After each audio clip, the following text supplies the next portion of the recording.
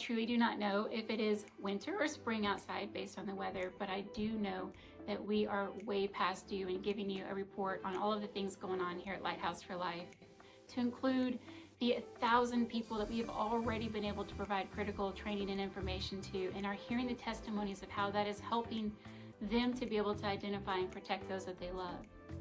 Our survivor support team, through over 100 transportation rides and 30 nights of lodging and many other services, have been able to walk alongside over 25 individuals already this first quarter. In fact, this morning I get to meet one of our newest ladies as they were sitting down for lunch, and just love on them, and nothing could bring me greater joy. Except for maybe the fact that Cares Home finally has our resident. We have a precious young gal that has been with us now for over a month, and we are loving getting to know her, see her love for animals and birds. And yesterday she was able to get introduced to equine therapy, and we just can't wait to see what God might do in her story.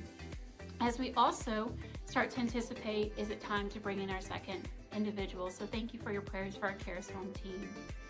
And we have our 9th annual 5K in the books. Thank you to all of you that came out and helped make that night truly amazing. We look forward to next year as well. So if you'd like to know more about anything going on at Lighthouse for Life, don't hesitate to reach out. I would absolutely love to book some coffee with you and keep you updated. As you can tell, it's a lot, and I'd love to dig in more and help you to be even more connected with all of the things here at Lighthouse for Life.